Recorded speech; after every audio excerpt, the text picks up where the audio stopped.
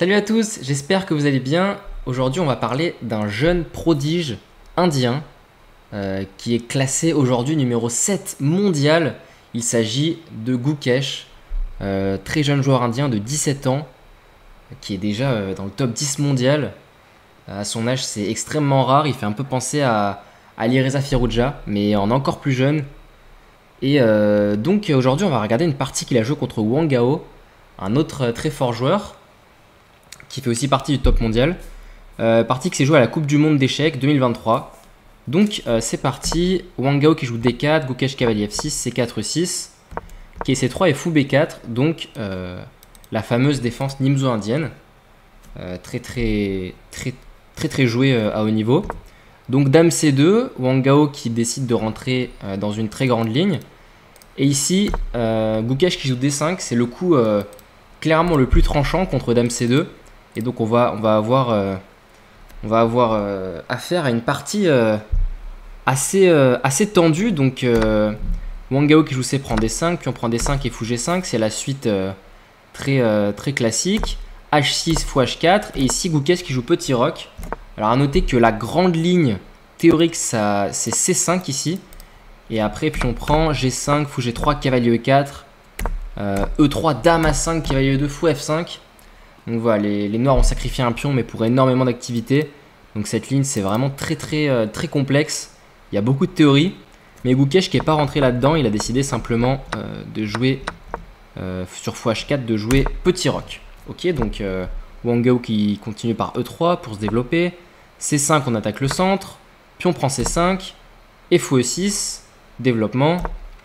Cavalier F3. Cavalier BD7. Et là C6.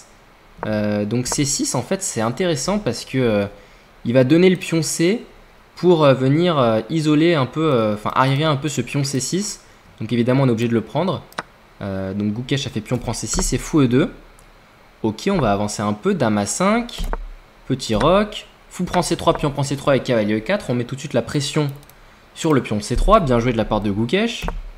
Tour C1, C5. On s'active au centre, on empêche cavalier D4. C4 de la part de Wang Gao. Et là, tour B8, on place la tour sur la colonne ouverte. Regardez comment Gukesh joue pour l'instant de manière très logique. Cavalier E1 replace un peu les pièces. Et là, dame A3, attention, Gukesh qui veut déjà s'infiltrer en B2. Donc ici, bien joué, pion prend D5, fou prend D5 et dame D3 de la part de Wang Gao pour forcer l'échange des dames parce qu'il attaque deux choses. Mais ici, Gukesh... Il est ok d'échanger les dames. Dame prend D3, fou prend D3. Et G5, encore très bien joué. Et ici, en fait, ça force plus ou moins fou prend E4 intermédiaire. Parce qu'en fait, on voit qu'après fou G3, on a quelque chose comme cavalier prend G3, puis on prend et fou E6. Et on voit ici que les noirs sont mieux grâce au pion passé. Et voilà, on a repris la paire de fous. Donc il n'y a plus de paire de fous pour les blancs. On a le pion passé, la colonne B, le pion A2 qui peut être faible, le cavalier qui arrive peut-être en E5. Et on sent que cette position elle est mieux pour les blancs. Cavalier E1 un peu passif. Donc c'est pour ça que Wang Gao il a décidé de prendre E4 intermédiaire sur G5. Donc bien sûr fou prend E4, pas le choix. Fou G3 et tour B7. Ok. F3 chasse le fou. Fou G6, tour D1. Tour C8, on place la tour derrière le pion passé. Un principe très important quand on a des pions passés de mettre les tours derrière. Donc c'est ce que Gukesh fait. E4. C4 avance le pion passé. Cavalier C2, C3, tour D6, cavalier F8, tour C1. Donc il doit vraiment faire attention à ce pion passé de Gukesh qui est très dangereux. Et ici F5, très bon coup. Il libère via ce coup F5 son fou G6 parce qu'il va vraiment faire sauter ce pion E4. Et c'est vachement bien joué, j'ai trouvé ce coup F5. Et ici déjà la gaffe de Wang Gao, vraiment grosse erreur, tour D4. En fait voilà, ça a été le coup déjà qui a fait passer les noirs à gros avantage.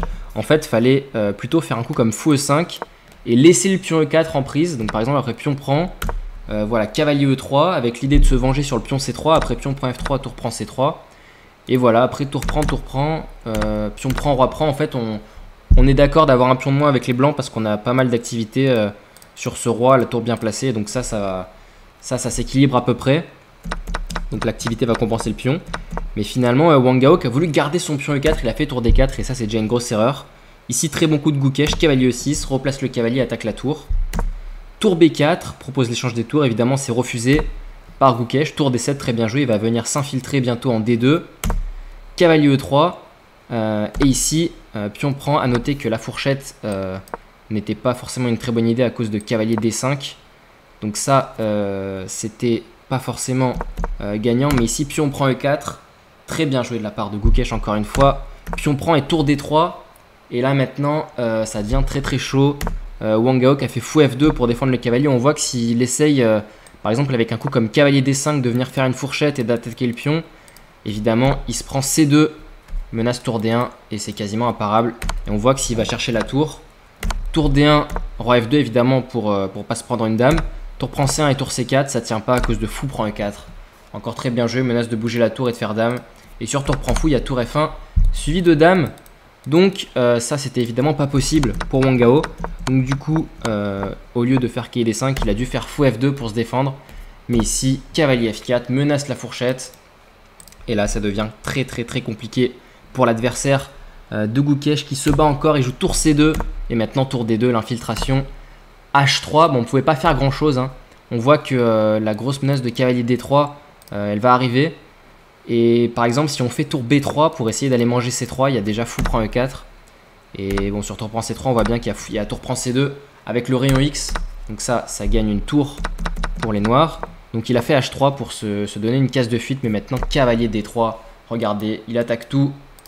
Et après, tour prend D2, pion prend D2, tour D4. Malheureusement, ici, les noirs jouent et gagnent.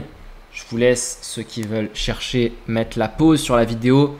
Et pour ceux qui ont enlevé la pause, on va y aller avec tour C1. C'était le coup qui va mettre fin à la partie sur roi H2, cavalier prend F2. Et c'est abandon des blancs parce qu'on voit bien que sur tour prend D2, il y a tour H1 échec, roi G3 et cavalier prend E4 avec la fameuse fourchette. Et donc c'est terminé. Grosse performance de Gukesh qui va réussir à s'imposer dans le mini-match contre Wang Gao. Et donc qui va accéder au quart de finale de cette Coupe du Monde. C'est vraiment une grosse performance. Et il va jouer contre Magnus Carlsen, l'ancien champion du monde. Donc ça va être un match très intéressant à suivre à partir de demain. Je vous remercie beaucoup d'avoir regardé cette vidéo. J'espère que ça vous a plu. Je pense qu'on va entendre parler de ce jeune indien très prometteur dans les prochaines années à venir. Voilà, je vous laisse mettre un petit pouce bleu sur la vidéo et vous abonner si ce n'est pas déjà fait. Merci d'avoir regardé la vidéo. Je vous dis à très bientôt. Ciao.